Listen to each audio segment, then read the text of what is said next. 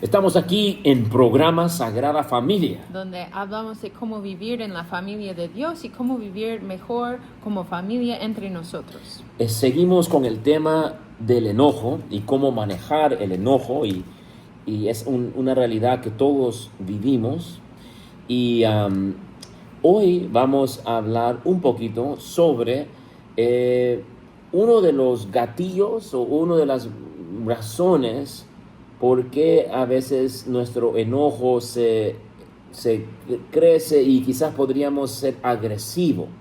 Y cómo poder manejar el enojo mejor. Uh-huh.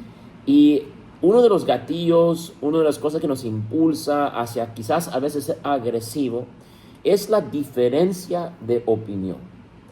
Podemos tener una diferencia de opinión y la diferencia puede ser para nosotros recibido como una amenaza. Como no tenemos una perspectiva política, por ejemplo, y creemos en cierta política, y nos encontramos con alguien que tiene radicalmente otra opinión, y por ejemplo cree que tu política, el líder de tu política es el peor del mundo, y hasta te lo puede decir, ¿no? Eso es lo peor del mundo. Uh-huh. Esa es una diferencia que puede causar que, bueno, es primero mis valores, mi posición política, mi perspectiva de qué valores son importantes, qué no, y entonces me puedo enojar o sentir enojo porque esos valores están siendo quizás atacados o quizás no visto, no valorado, puedo tener enojo. Pero también ese enojo puede volverse agresivo o puedo sentirme que tengo que reaccionar y se crea todo un conflicto porque en el fondo veo la diferencia como una amenaza. Y no sé si nos puedes explicar un poquito ese punto, hermana. El enojo, la diferencia de opinión como una amenaza. ¿Por qué? Y sentimos así, como esa diferencia, porque recuerdas, cuando sentimos enojo, estamos tratando de proteger una necesidad, una convicción, un valor. Y muchas veces lo vemos como amenaza, pensando cuando, por ejemplo, en el ejemplo que Padre José María ha dado, otra persona dice una posición política radicalmente diferente de lo tuyo. Entonces, el hecho que la otra persona lo dice, lo tomamos como amenaza, pensando, ok, esa persona está diciéndolo y está tratando, lo sentimos como la persona está tratando de invadir ese espacio de un valor que tengo, una convicción y esa necesidad. Sentimos así, y por eso el enojo, como hemos hablado en otros videos, el enojo no es malo. Sentir el enojo es una alarma que suena, que nos dice algo acá no está bien. El hecho que en ese ejemplo la otra persona dice algo radical, como si el líder de tu política es un loco, es un no sé qué. Entonces el enojo lo sentimos y no hemos pecado, eso es normal, es la alarma que está sonando porque tú, ahí en tu persona, tú tienes un valor, una convicción que no. En ese ejemplo, si seguimos ese ejemplo, no, el líder de mi política, yo sé, lo he estudiado, yo sé los datos. Pero lo percibimos y lo sentimos como amenaza porque se siente que quizás que la otra persona, el hecho que lo han dicho, quieren cambiar mi convicción o mi valor. Entonces, al toque veo una diferencia como amenaza. Ya es tan fácil cuando otra persona dice algo que es diferente que al toque pongo mis defensas. Al toque saco que voy a decir eso, voy a gritar, o quizás aún puedo caer en la agresión pasiva. Quizás sale un comentario un poco sarcástico. Entonces, y por eso lo sentimos, que solo porque la otra persona lo ha dicho, entonces ellos están tratando de cambiar lo que yo pienso, lo que yo veo. Y por eso lo sentimos, lo percibimos como una amenaza, esa convicción, esa necesidad. Pero la realidad no es esto.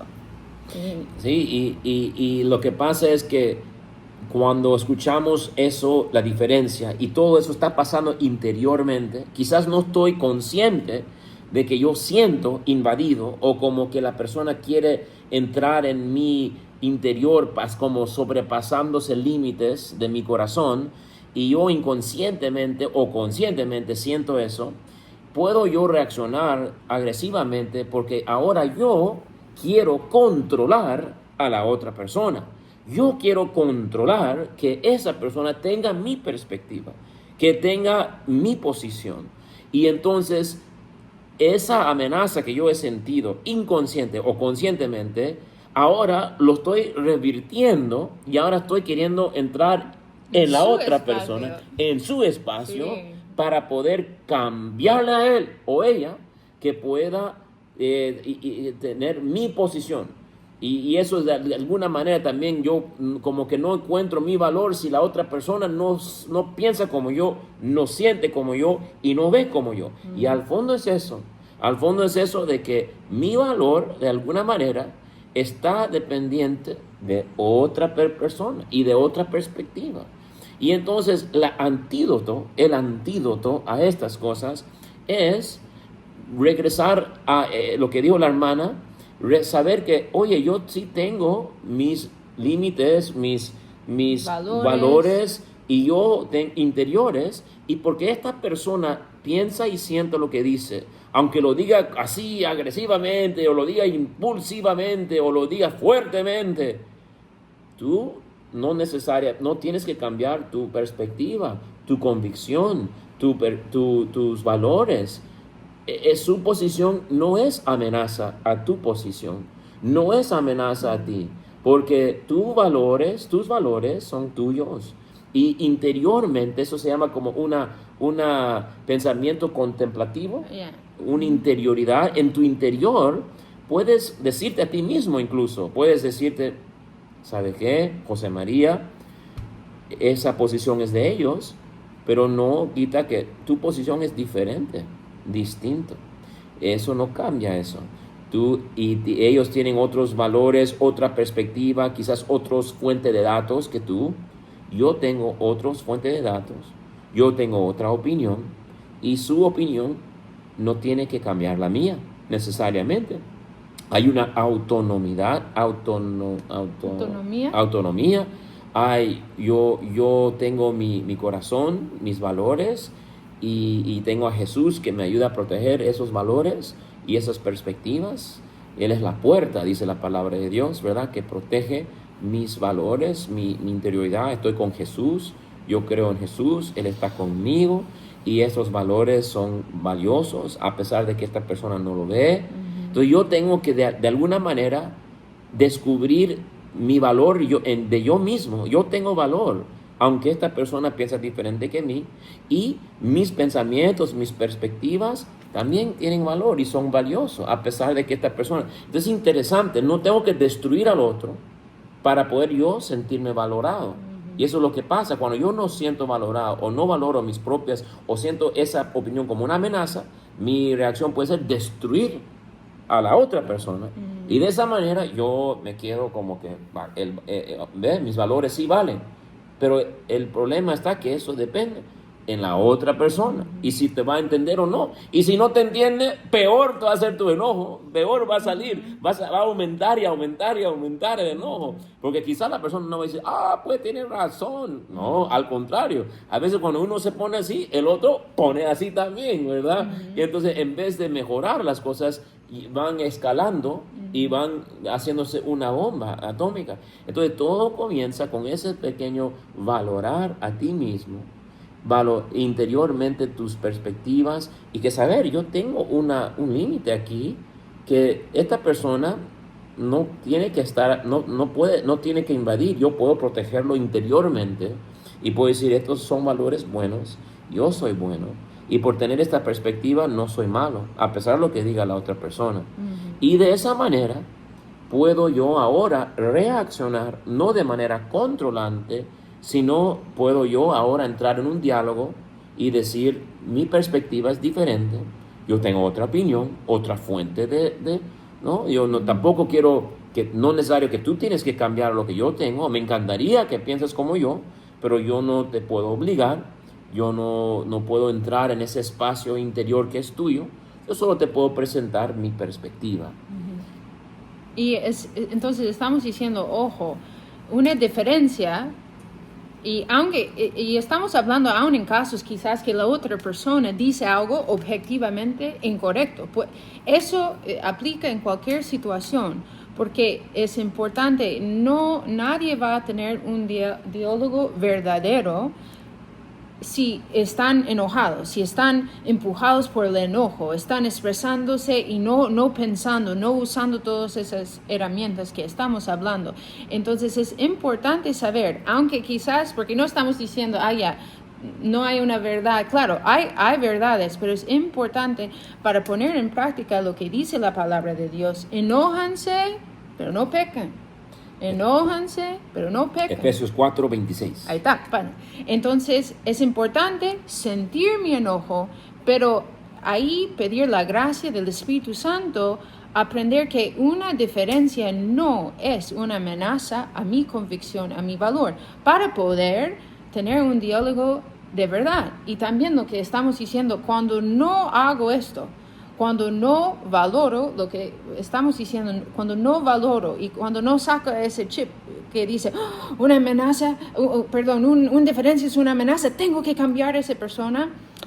Creo que en nuestras experiencias podemos afirmar que si cambiamos opinión, no es porque la otra persona me ha controlado o me ha forzado. Entonces, si realmente quiero mostrarle a otra persona una verdad importante o quiero mostrarle dónde están equivocados, el control nunca es una herramienta buena. Nunca. En familia, en tu trabajo, entonces diferencias no son una amenaza a tus valores y tus convicciones. Y 2, control nunca es la respuesta. Nunca es la respuesta.